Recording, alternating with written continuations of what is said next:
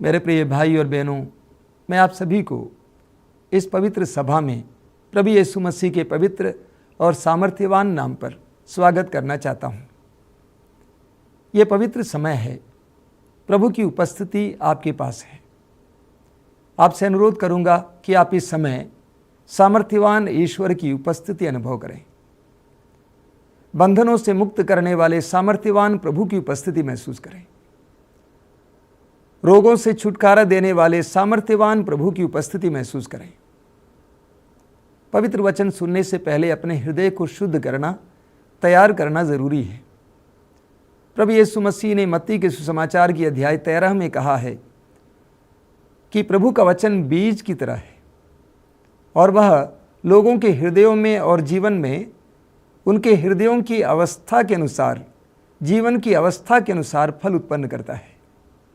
इसलिए पवित्र वचन सुनने से पहले अपने हृदय और मन को तैयार कीजिए, प्रभु की उपस्थिति महसूस कीजिए, अपनी आंखें बंद कीजिए। आइए हम प्रार्थना करें कि प्रभु हमारी बुद्धि को प्रकाशित करें, हमारे हृदयों को प्रकाशित करें। पवित्र आत्मा को भेजकर हमें इस समय अपने सानिध्य का एहसास करावें। हम पवित्र आत्मा से इस समय प्रार्थना करेंगे। पवित्र आत्मा का गीत गाते हुए पवित्र आत्मा की अगुवाई के लिए प्रार्थना करेंगे। जब हम पवित्र वचन सुनने के लिए बैठे हैं, वही पवित्र आत्मा हमारे हृदय और मन को तैयार करें। आइए हम प्रार्थना करें। गीत के साथ पवित्र आत्मा की अगुवाई के लिए आह्वान करें। जरा हाथ बढ़ा दे प्रभुवर, तेरे संग चलूं हरदम, करता रहूं सदा तेरा नमन। मुझको अपना प्रेम दे दे, जरा हाथ बढ़ा दे प्रभुवर, तेरे संग चलूं हरदम।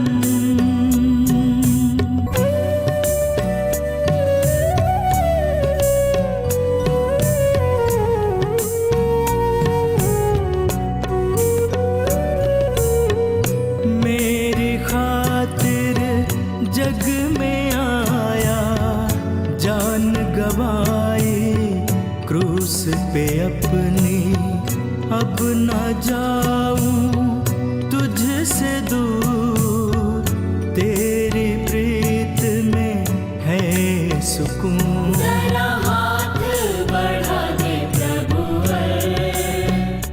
अपनी आंखें खोलिए। मेरे प्रिय मित्रों, इस संसार में हर इंसान सफलता प्राप्त करना चाहता है, चाहे वो बड़े हों, छोटे हों, गरीब हों, धनी हों। हर इंसान अपने जीवन में सफलता प्राप्त करना चाहता है। कोई भी इस दुनिया में विफल होना नहीं चाहता है, शायद ही कोई चाहता है। और जब सफलता हासिल नहीं होती है तो कई लोग बहुत निराश हो जाते हैं, उदास हो जाते हैं, टूट जाते हैं। लेकिन मैं आपसे सवाल करूंगा, सफलता का अर्थ क्या है? सफलता की परिभाषा क्या है? What is success? वास्तव में सफलता एक तुलनात्मक शब्द है। अगर यहां पर आप सफल हैं, कोई जरूरी नहीं है अन्यत्र आप सफल होंगे। यदि आज आप सफल हैं, कोई जरूरी नहीं है कि कल आप सफल होंगे।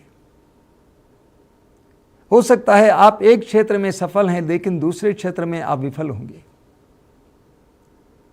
हो सकता है कि एक बात में आप सफल हैं लेकिन कोई ज़रूरी नहीं है कि दूसरी बातों में भी आप सफल हों। तो सफलता एक तुलनात्मक शब्द है, उसकी कोई विशेष परिभाषा नहीं है। लेकिन दुर्भाग्य की बात है कि आज सफलता को धन से जोड़ा गया है, यानी धन की प्राप्ति को ही इंसान सफलता मानने लगा है। ये तो बहुत खतरनाक परिस्थिति है। कुछ दिन पहले की बात है, मैं बेंगलुरु से बनारस की ओर आ रहा था ट्रेन में, और काफ़ी युवक युवतियाँ ट्रेन में थे जो बेंगलुरु के इंजीनियरिंग कॉलेजेस में पढ़ते हैं और छुट्टी पे आ रहे थे नॉर्थ इंडिया। और वे आपस में चर्चा कर रहे थे अपने कॉलेज के अनुभवों के बारे में। उनमें से एक जवान लड़का कॉलेज पास हो चुका था और नौकरी कर रहा था। वो अपनी नौकरी के अनुभव के बारे में अपने दोस्तों को बता रहा था और वो बताए जा रहा था कि कितनी बेईमानी करना पड़ता है। वो बोलता जा रहा था कि मुझे बार बार साइन करना पड़ता है गलत सही जगह पर। क्या करें, बॉस को तृप्त करना है, संतुष्ट करना है।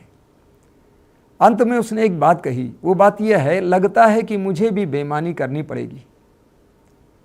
मैं चुपचाप किताब पढ़ रहा था और जिस समय उसने कहा कि मुझे लगता है कि मुझे भी बेईमानी करनी होगी तो मेरा मौन टूट गया। मैंने पूछा, क्या कहा तुमने? तुम्हें बेईमानी करनी होगी? क्यों? और आगे मैंने उसको समझाने का प्रयास किया कि यदि वह चाहता है कि आने वाली पीढ़ी चैन की जिंदगी जिए तो बेईमानी नहीं करनी चाहिए।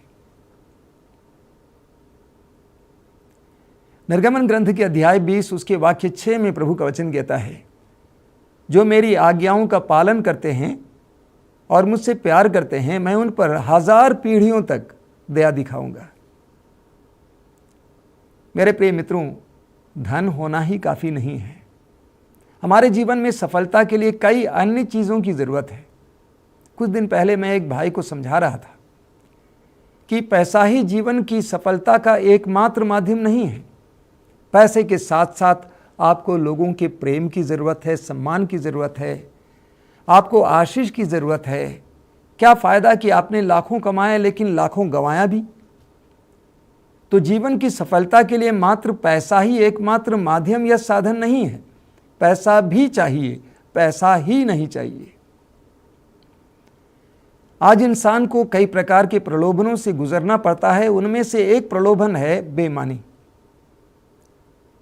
2000 वर्ष पहले प्रभु यीशु मसीह को ही शैतान ने बेईमानी में गिराने का प्रयास किया। मत्ती के सुसमाचार के अध्याय 4 वाक्य 9 में हम पढ़ते हैं कि शैतान प्रभु यीशु मसीह को एक ऊंचे पर्वत की चोटी तक पहुंचा देता है और वहां पर शैतान कहता है सारे वैभव को दिखाकर, यदि आप दंडवत करके मेरी आराधना करेंगे तो ये सारा वैभव मैं आपको दे दूंगा।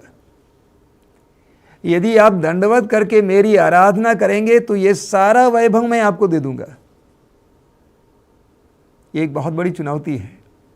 अब मैं आपसे सवाल करूंगा, यदि आपको भी बताया जाए कि आप दंडवत करके शैतान की आराधना करेंगे तो सारा वैभव आपको मिलेगा, तो क्या आप अपने आप को रोक पाएंगे? तो प्रभु यीशु से यह कहा गया, आप दंडवत करके मेरी आराधना करेंगे तो ये सारा वैभव मैं आपको दे दूंगा। आज भी हर इंसान के सामने शैतान यही कहता है, आप मेरी आराधना कीजिए, मैं आपको वैभव दूंगा। बस न्याय को छोड़कर अन्याय के मार्ग को अपनाओ, सत्य को छोड़कर झूठ के मार्ग को अपनाओ, प्रेम को छोड़कर घृणा और नफरत के मार्ग को अपनाओ, इत्यादि इत्यादि। आप और मेरे सामने भी यह समस्या खड़ी है। आज मुझे लगता है कि आज के युग की पहचान ही बेईमानी हो गई है। हर एक क्षेत्र में बेईमानी, राजनीति के क्षेत्र में, शिक्षा के क्षेत्र में, धर्म के क्षेत्र में, अध्यात्म के क्षेत्र में, सर्वत्र बेईमानी। हर बात में बेईमानी देखने को मिलती है। रिश्तों में बेईमानी देखने को मिलती है, व्यवहारों में बेईमानी देखने को मिलती है, आपसी आदान प्रदान में बेईमानी देखने को मिलती है। हम बहुत ही कठिन परिस्थितियों से गुजर रहे हैं और ऐसे प्रलोभन से बचना हमारे लिए बहुत कठिन है। आमोस के ग्रंथ के अध्याय 4 उसके वाक्य 12 में प्रभु का वचन कहता है, अपने प्रभु ईश्वर के सामने आने के लिए तैयार हो जाओ। अपने प्रभु ईश्वर के सामने आने के लिए तैयार हो जाओ। लूकस के सुसमाचार के अध्याय 19 में उसके वाक्य 17 में सच्ची और स्थायी सफलता की कुंजी हमें मिलती है। सच्ची और स्थायी सफलता, मैं दोहराना चाहता हूं, सच्ची और स्थायी सफलता। और वो क्या है?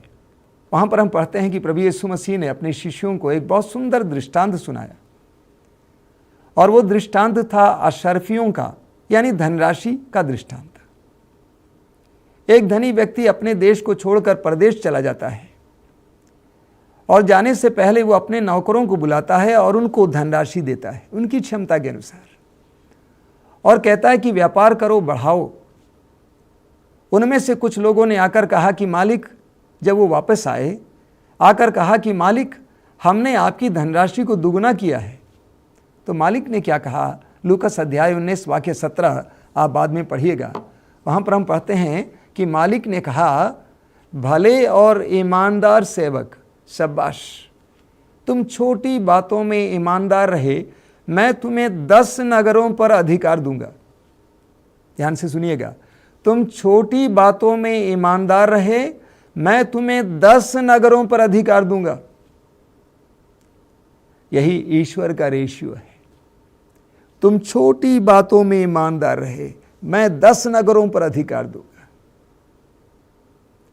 लूकास के सुसमाचार की अध्याय 16 उसके वाक्य 10 और 11 में पढ़ते हैं, प्रभु यीशु स्वयं कहते हैं, जो छोटी बातों में ईमानदार है वो बड़ी बातों में भी ईमानदार रहेगा, और जो छोटी बातों में बेईमान है वो बड़ी बातों में भी बेईमान रहेगा। मैं आपको जीवन में सफलता की एक महान कुंजी दे रहा हूं, ईमानदारी।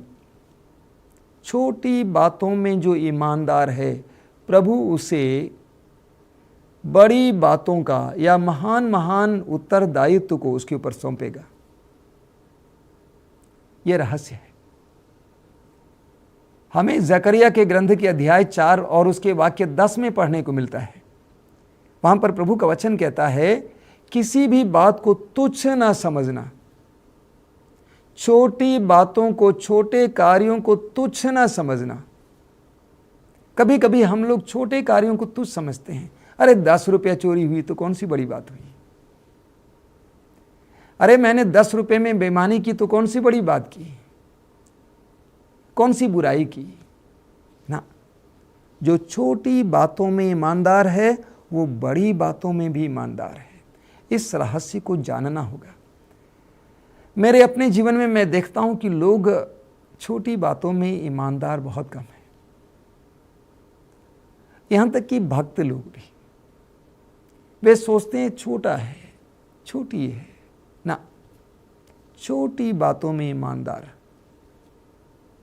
ये एक नुस्खा है, एक कुंजी है, एक रहस्य है। मेरे प्रिय मित्रों, हमारे जीवन में ईश्वर ने बहुत सारे वरदान दिए हैं। जब हम उन सारे वरदानों को ईमानदारी से इस्तेमाल करेंगे, प्रयोग में लाएंगे, तो प्रभु हमें और भी वरदान देंगे।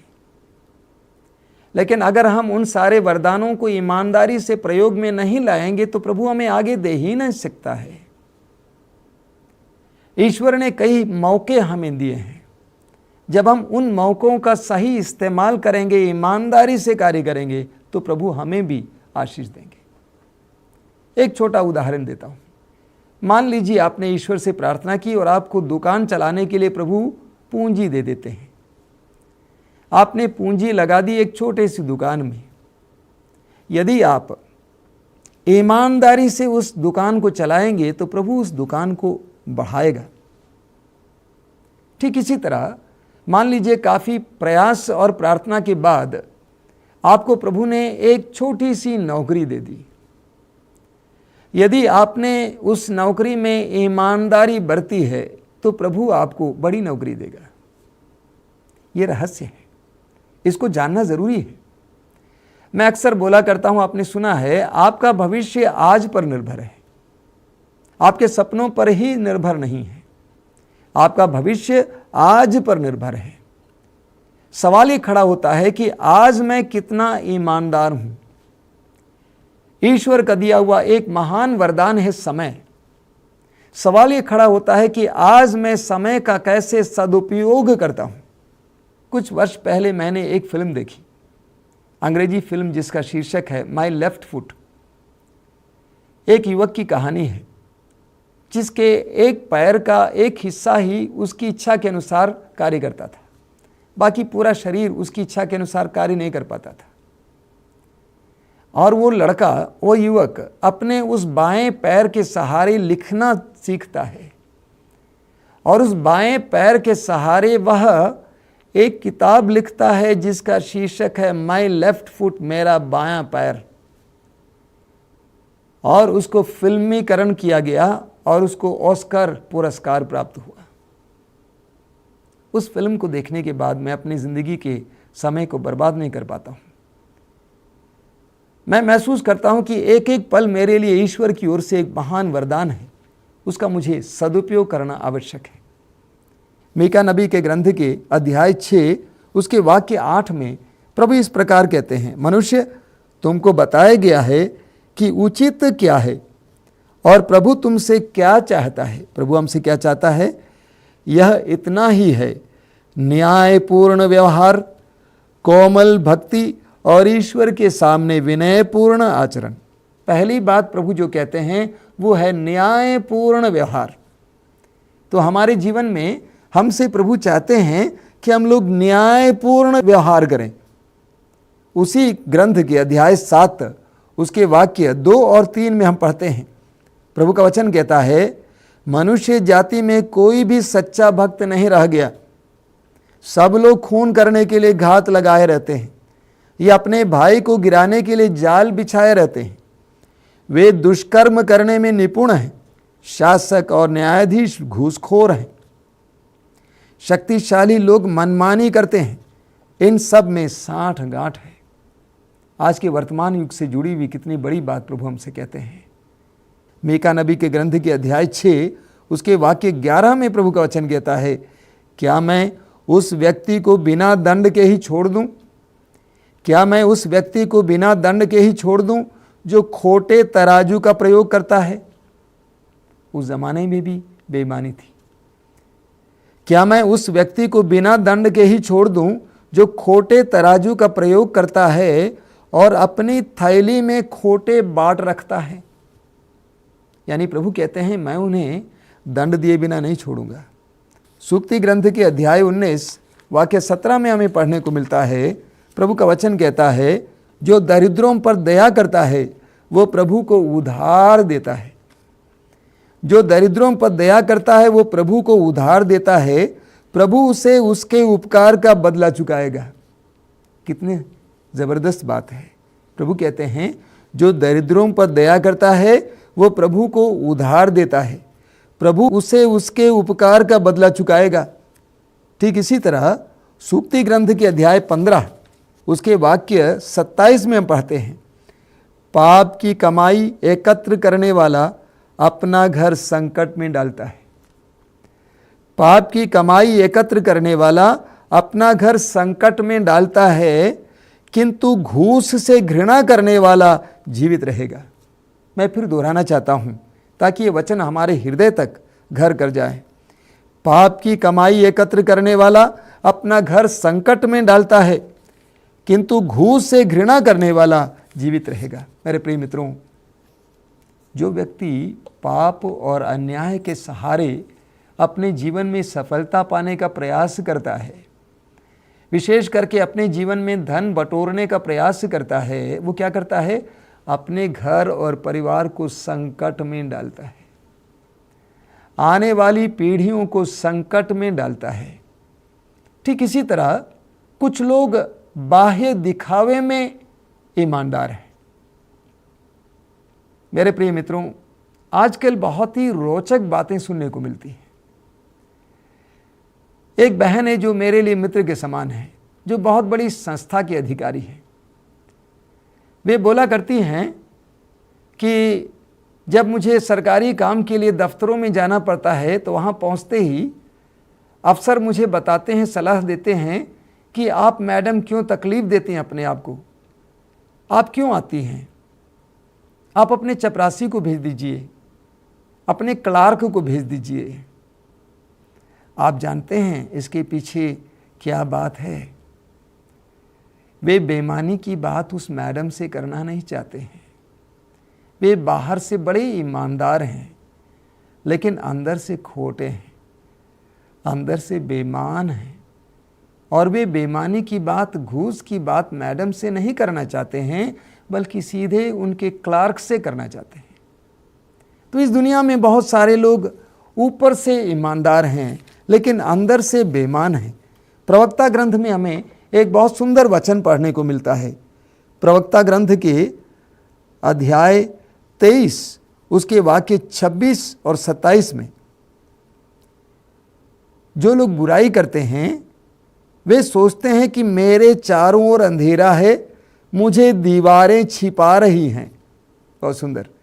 मेरे चारों ओर अंधेरा है, मुझे दीवारें छिपा रही हैं, मुझे कोई नहीं देख सकता। चिंता की बात ही क्या है। सर्वोच्च प्रभु मेरे पापों पर ध्यान नहीं देगा। वाक्य 27 कि वह नहीं समझता, यानी पापी नहीं समझता कि उसकी आंखें सब कुछ देखती हैं। ईश्वर की आंखें सब कुछ देखती हैं। वह मनुष्यों की आंखों से डरता और वह नहीं जानता कि प्रभु की आंखें सूर्य से कहीं अधिक प्रकाशमान हैं। वे मनुष्यों के सभी मार्ग देखती हैं और गुप्त से गुप्त स्थानों तक पहुंचती हैं। जब हम पाप में जीते हैं, पाप में जीवन जीते हैं, हम इस बात को भूल जाते हैं कि हमें मनुष्य देखते नहीं हैं, लेकिन वह ईश्वर जो सब कुछ देखता है, जिसकी आंखों से कोई बच नहीं सकता है, सब कुछ देखता है। मेरे प्रिय मित्रों, बेईमानी से हम कमा सकते हैं, लेकिन बेईमानी से हम अपने आप के लिए अभिशाप कमाते हैं। मैं अक्सर लोगों को एक बात बताता हूँ, धन होना ही काफ़ी नहीं है, धन पर आशीष होना आवश्यक है, वरना वो धन इधर उधर चला जाएगा। बच्चे होना ही काफ़ी नहीं है, बच्चों पर आशीष होना ज़रूरी है। बुद्धि होना ही काफ़ी नहीं है, बुद्धि पर आशीष होना ज़रूरी है। हर बात को लेकर मैं यही कहूँगा, बिना आशीष की हर बात व्यर्थ है। प्रभु हमें बार बार याद दिलाते हैं कि हम बेईमानी को छोड़ दें और ईमानदारी का जीवन जिएं। यूहन्ना के सुसमाचार के अध्याय 14 उसके वाक्य 6 में प्रभु यीशु कहते हैं, मार्ग, सत्य और जीवन मैं हूं। मार्ग, सत्य और जीवन मैं हूं। प्रभु यीशु कहते हैं कि वो सत्य हैं, वह सत्य हैं। प्रभु ने पिलातुस से कहा कि जो सत्य के पक्ष में है वे मुझे जानते हैं। प्रभु यीशु ने कहा कि मैं ही सत्य हूं। यदि आप और मैं प्रभु यीशु मसीह के शिष्य हैं तो हम असत्य के मार्ग पर नहीं चल सकते। बेईमानी और ईसाईयत एक साथ नहीं जाते, बेईमानी और अध्यात्म एक साथ नहीं जाते। आप बेईमानी की जिंदगी जिएं और ईश्वर की आराधना करें, ये असंभव सी बात है।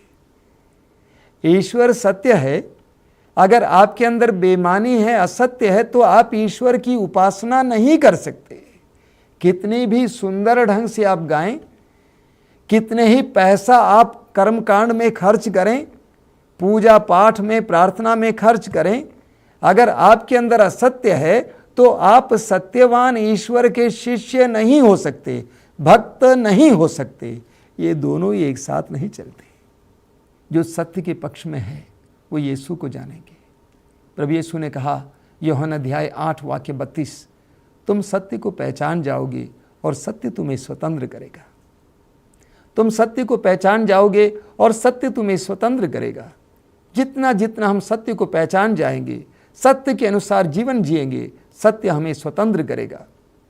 लेकिन जितना हम अन्याय, अधर्म और विशेष करके असत्य और झूठ का सहारा लेंगे, उतना ज़्यादा हम गुलाम बनते जाएंगे। आइए हम प्रार्थना करें, प्रभु से प्रार्थना करें। आज इस समय, इस शाम को विशेष रूप से प्रार्थना कीजिए कि प्रभु जी हम पर दया कीजिए। विशेष करके हमारे देश में आज जो बात जिस पर बहुत ज़्यादा चर्चा होती है वो बात है भ्रष्टाचार। यह एक आध्यात्मिक रोग है। यह न केवल सामाजिक अन्याय है बल्कि एक आध्यात्मिक रोग है, एक दिशाहीनता का चिन्ह है, उसकी पहचान है, एक संकट है, आध्यात्मिक रोग। आई से it is a spiritual sickness. हालांकि इसका सामाजिक पक्ष जरूर है, लेकिन ये एक आध्यात्मिक रोग है।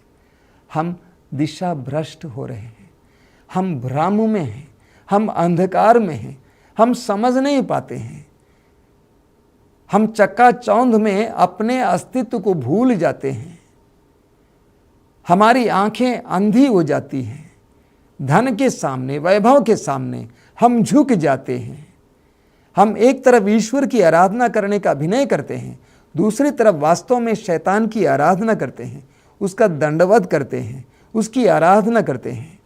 आज हम प्रार्थना करें, प्रभु जी हम पर दया कीजिए, हमारे देश पर दया कीजिए, हमें भ्रष्टाचार से मुक्त कीजिए। इस समय विशेष रूप से प्रार्थना कीजिए, प्रभु जी मुझे सत्य का ज्ञान दीजिए, मुझे अपनी ज़िंदगी में ईमानदार रहने की कृपा दीजिए। प्रकाशना ग्रंथ के अध्याय 2 वाक्य 10 में प्रभु यीशु कहते हैं, तुम अंत तक ईमानदार बने रहो। तुम्हें कई प्रकार की पीड़ाओं को झेलना पड़ेगा, लेकिन तुम अंत तक ईमानदार बने रहो। ईमानदारी से आज प्रार्थना कीजिए, प्रभु जी मुझे अपनी ज़िंदगी में ईमानदार रहने की कृपा दीजिए। चाहे सारी दुनिया बेईमानी के मार्ग पे चले, लेकिन मुझे ईमानदारी के मार्ग को अपनाने की कृपा दीजिए। अपनी आंखें बंद कीजिए, ईमानदारी से अपने लिए, अपने परिवार के लोगों के लिए, आसपास के लोगों के लिए, अपने देशवासियों के लिए प्रार्थना कीजिए। प्रभु जी हमें सत्य का ज्ञान करा दे, हमें ईमानदारी का वरदान दे दे। ये प्यारे प्रभु यीशु, तूने कहा मैं ही सत्य हूँ, तूने कहा जो सत्य के पक्ष में है वो मुझे जानता है। प्रभु यीशु तूने कहा सत्य तुम्हें स्वतंत्र करेगा। हमें सत्य का ज्ञान कराइए, सत्य की आत्मा को हमारे ऊपर भेजिए, सत्य की आत्मा को हमारे ऊपर भेजिए। इन वचनों को सुनने वाले एक एक भाई बहन को सत्य के प्रति समर्पित कीजिए। तूने अपनी प्रार्थना की, अपने पिता से प्रार्थना की, हे पिता उन्हें तू सत्य के प्रति समर्पित कर, इस जनता को सत्य के प्रति समर्पित कर, हर कार्य में ईमानदारी बरतने के लिए कृपा दीजिए। आंखें बंद कीजिए मेरे भाई मेरी बहन, सत्य के लिए, ईमानदारी के लिए प्रार्थना कीजिए। छोटी सी छोटी बातों में ईमानदार रहने की कृपा प्रभु हमें दीजिए। धन्यवाद यीशु, तेरा पवित्र हाथ तेरी प्रजा की ओर बढ़ा, आशीष का हाथ, अनुग्रह का हाथ, पवित्र आत्मा को भेजकर उन्हें शुद्ध कर, पवित्र कर, उनके हृदय और मन को बेईमानी से ईमानदारी की ओर ले जा। उनके हृदय और मन को शुद्ध कर, ईमानदारी का प्रकाश दे, ईमानदारी की आशा दे। धन्यवाद यीशु, तेरी स्तुति हो, तेरी महिमा हो।